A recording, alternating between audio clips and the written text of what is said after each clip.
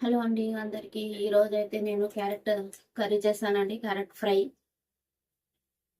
ఫ్రైకైతే చూడండి carrot fry చేశాను.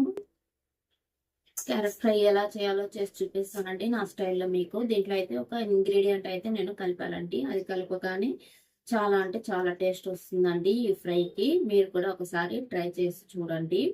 ఓకేనా అండి? ఇంతకీ మీలో ఎంతమందికి క్యారెట్ ఫ్రై అంటే ఇష్టం అండి? క్యారెట్ తింటే బ్లడ్ బాగా పడుతుంది కదండీ! క్యారెట్ కంపల్సరీ తినండి. ఓకేనా అండి? ఇప్పుడు ఎలా చేయాలో చేసి చూపిస్తానండి. రండి. ఓకే అండి. ముందుగా అయితే క్యారెట్లు అయితే తీసుకున్నానండి నేను. ఫ్రెష్‌గా ఉండే క్యారెట్ అయితే నేను శుభ్రంగా కడిగి పెట్టుకున్నానండి.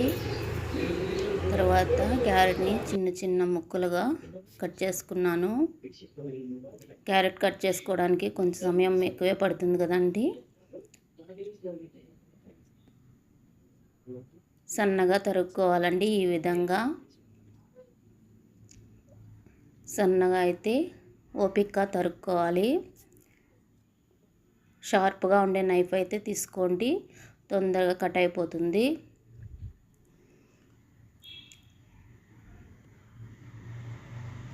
ఇంతకీ క్యారెట్ ఫ్రై అంటే ఎంతమందికి ఇష్టమండి మీకు కామెంట్ చేయండి. ఇష్టమైన వాళ్ళు ఒక లైక్ చేయండి. అలాగే క్యారెట్తో ఏ ఏ ఐటమ్స్ చేయొచ్చండి కామెంట్ బాక్స్లో కామెంట్ చేయండి. నాకైతే క్యారెట్ ఫ్రై ఒకటే వచ్చండి. దీంట్లో అయితే నేను లాస్ట్లో ఒక ఇంగ్రీడియంట్ అయితే కలుపుతానండి. దానివల్ల చాలా కమ్మని టేస్ట్ వస్తుందండి. లాస్ట్ వరకు వీడియో తప్పకుండా చూడండి. ఆ ఇంగ్రీడియంట్ ఏదో మీకు తెలుస్తుందండి.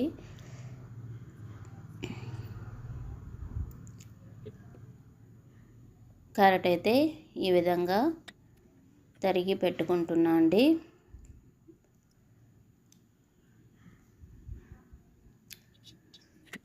అమ్మ పెట్టదు అడక్క తిన్నివ్వదు అని సామెత ఉంది కదండి.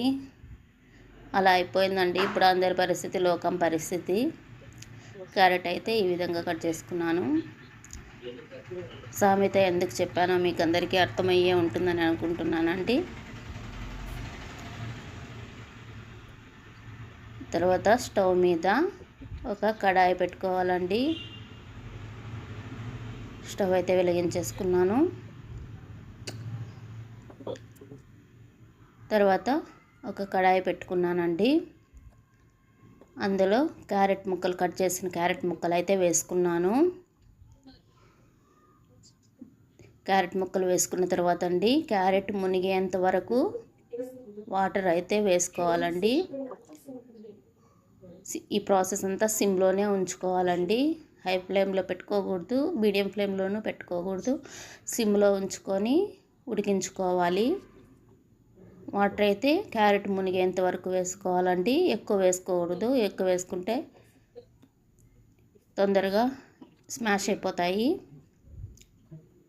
అందులోనే సాల్ట్ కొంచెం వేసుకోవాలి. సాల్ట్ అయితే కొంచెంగా వేసుకోండి, మళ్ళీ ఫ్రై చేసేటప్పుడు అయితే వేసుకుంటామండి. ఒక 10 మినిట్స్ తర్వాత ఈ విధంగా అయితే ఉడికిందండి.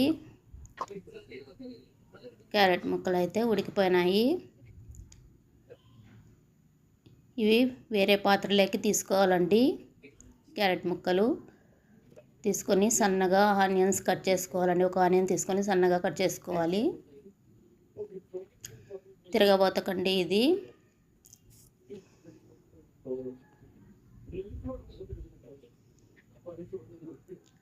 చాలా సన్నగా కట్ చేసుకోవాలండి.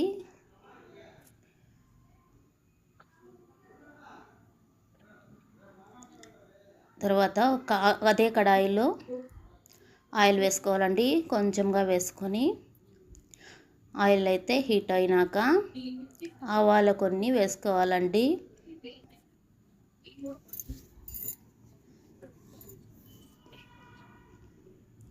ఆవాలు వేయించుకోవాలండి. తర్వాత ఆనియన్స్, కరివేపాకు వేసుకోవాలి.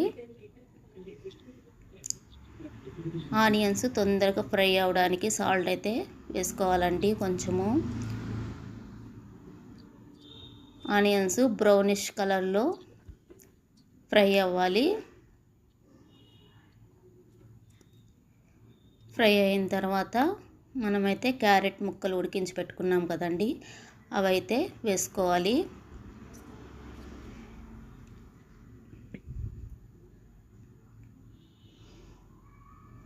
బాగా కలుపుకోవాలండి. ఆయిల్ తిరగవత బాగా కలిసేలాగా బాగా కలుపుకోవాలి.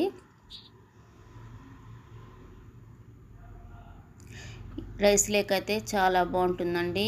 కూర లేకపోయినా సరే క్యారెట్ ఫ్రైతో రైస్ని కలుపుకొని తినేయచ్చు. చాలా కమ్మగా ఉంటుంది. మీరు ఒకసారి ట్రై చేయండి. క్యారెట్ తింటే బ్లడ్ బాగా పడుతుంది కదండి. వారానికి 2 సార్లు క్యారెట్ తినండి. ఆరోగ్యానికి చాలా మంచిదండి. సాల్ట్ అయితే కొంచెం వేసుకోవాలండి. ఉడికించేటప్పుడు కొంచెం వేసుకున్నాము, ఇప్పుడైతే కొంచెం వేసుకోవాలి. సాల్ట్ ఎక్కువ వేసుకోవద్దండి, ఎక్కువ పట్టదండి ఫ్రైకి. లైట్గా అయితే వేసుకోండి సాల్ట్ ఎప్పుడు కానీ ఫ్రైలకి. ఏ ఫ్రై అయినా సరే సాల్ట్ ఎక్కువ పట్టదండి. తర్వాత అందులో అండి కారప్పొడి 1 స్పూన్ వేసుకున్నాను చిన్న స్పూన్తో. తర్వాత ధనియాల పౌడర్ అండి 1 స్పూన్ వేసుకున్నాను చిన్న స్పూన్తో.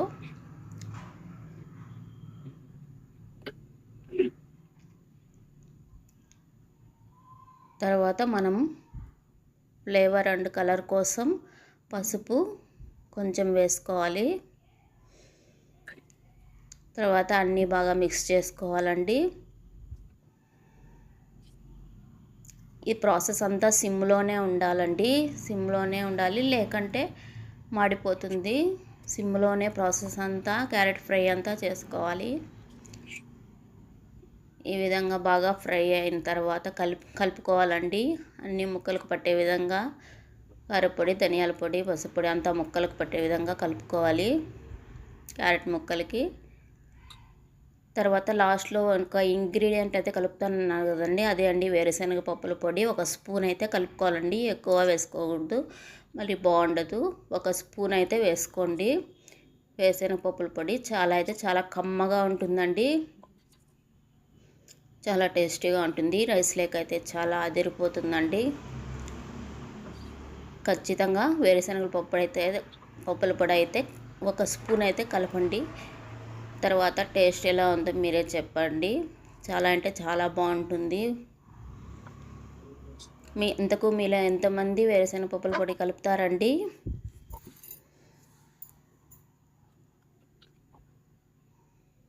మామూలుగా హోటల్స్లో అయితే కారపొడి వేసి ఇచ్చేస్తారండి, మనకైతే ఇట్లా ఈ విధంగా వేరుశనగ పప్పుల పొడి కలపరండి.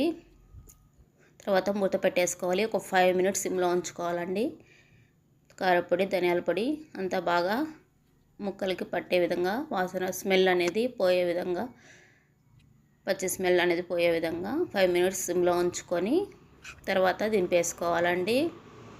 మన క్యారెట్ ఫ్రై అయితే రెడీ అయిపోయిందండి. ఓకే అండి, నా వీడియో నచ్చితే లైక్. హలో అండి, క్యారెట్ ఫ్రై అయితే రెడీ అయింది కదండి. ఇప్పుడు తిని ఎలా ఉందో చూపిస్తానండి.